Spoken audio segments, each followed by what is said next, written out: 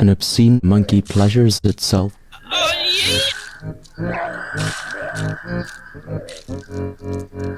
Hey, it's pixel porn. I would call your attention to Title IX. It really is the Internet Consumer Bill of Rights. Now, we have consumers who use this Internet, and we have commercial users who use this Internet.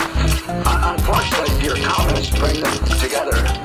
I would call the committee's attention to an article that was called to my attention by my wife, as a matter of fact, in the International Herald Tribune.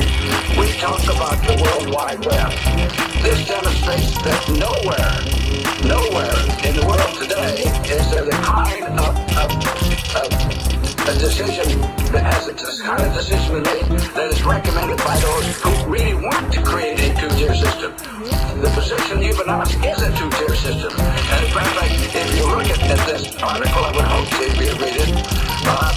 It says this: in addition, many of the companies that oppose legislating net neutrality do so because they believe the speed and capabilities of the Internet are being improved on their backs. They are putting the bill for building ever faster broadband connections that others like you and me, in effect, are benefiting from. In Europe, Deutsche Telekom and Telecom Italia are among the corporate voices starting to express this view. Deutsche Telekom expects to spend $3.8 billion on building a fiber optic network with 25 times the speed of today's broadband, and it wants to keep its competitors off that network. But the Eastern European Commission believes that the German telecommunications market is not competitive enough for such a restriction.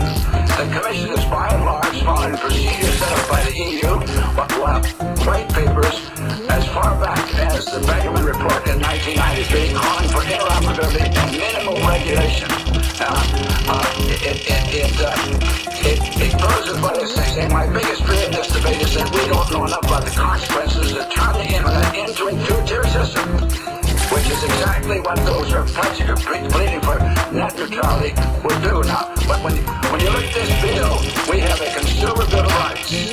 We expect what it is, but the consumer is fully protected, and we have network security, where virus denial service, parental controls, blocking child pornography. We have sections to protect the consumer, protect the application of the First Amendment, and we prohibit the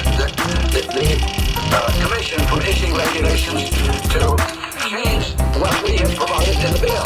Now, why did we do that? We did that because when you look at it, this is the non-discriminatory portion of the bill.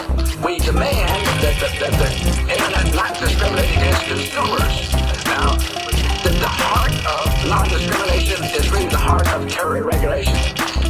What the Senator is talking about is allowing all of these entities that support this to provide streaming stuff going on the Internet. Now, the Internet, let's go back. Internet started with the concept of local-to-local connections across the country, and you could go to Alaska, but you had to go through local connections to get there. The industry wisely provided for streaming for, in effect, a new kind of long distance, and that's what we've got. We've got a service that's immune to distance, and it's there for the consumer. But when we take really indicate that anyone that wants to use this system for massive commercial purposes. Look, there's one company now you can sign up and you can get a movie delivered to your house daily by subscription service, by delivery service, okay? And currently it comes to your house, you put it in the mailbox, you get home, and in your monthly you change your order. But you pay for that, right? This service is not going to go through the Internet, and what you do is you just go to a place on the Internet and you order your movie, and guess what? You can order 10 of them, and the delivery charge is free, right? 10 will be streaming across that internet. And what happens to your own personal internet? I just the other day got internet was sent by my staff at 10 o'clock in the morning on Friday. I got it yesterday. Why?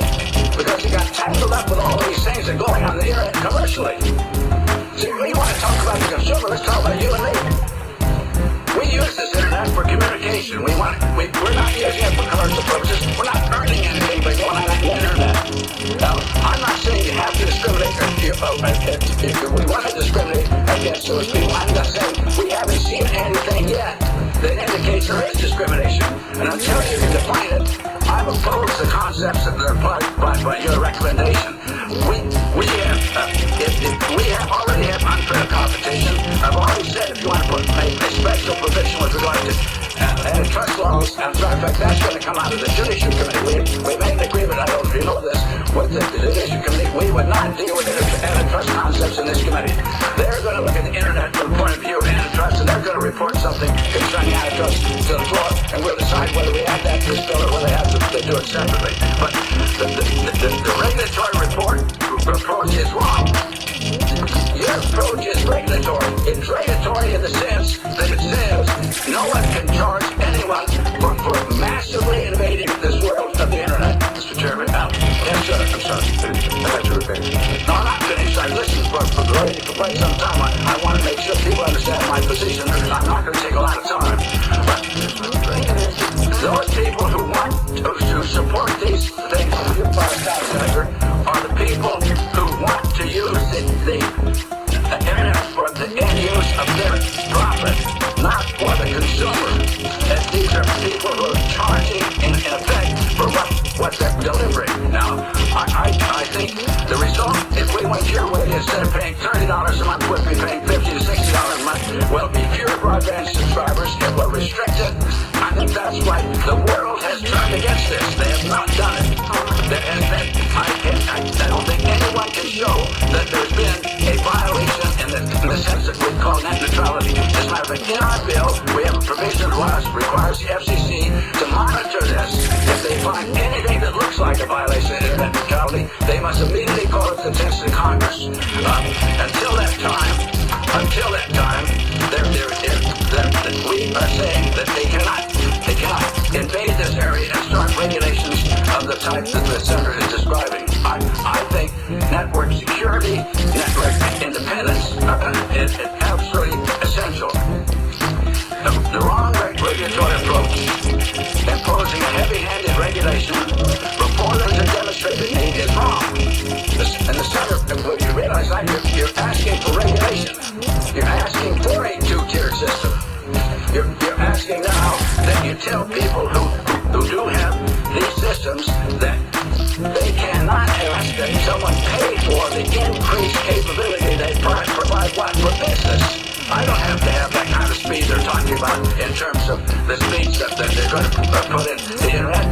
But the people who are streaming through 10, 12 movies at a time or a whole book at a time for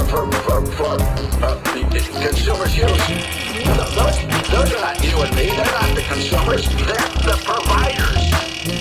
And those people that provide these things over and use the internet for delivery service rather than for a concept of communication, that's the difference. And I do not believe that net neutrality is something that, well, I would say this, I don't think anyone here has defined what net neutrality is. And we've heard that we're slipping behind. This bill is designed to let us go ahead to expand the whole concept of communication. And here we have this one situation where enormous entities want to use the internet for their purpose to save money for doing what they're doing now. They use FedEx, they use the delivery services, they use the mail, they deliver in other ways, but they want to deliver vast amounts of information over the internet. And again, the internet is not something that you just dump something on. It's not a big truck. It's a series of tubes. And if you don't understand those tubes can be filled, and if they're filled, when you put your message in, it gets in line. It's going to be delayed by anyone that puts in that tube enormous amounts of material. Now, we have a separate Department of Defense. You know that? You know why? Because they have to have their delivery and they can't afford getting delayed by other people. The security of the United States requires a separate net for defense. Now, I think these people are arguing whether they should be able to dump all this stuff on the internet, ought to consider whether they ought to build the system themselves. Maybe there is a place for commercial attack, but it's not using what the consumers use every day.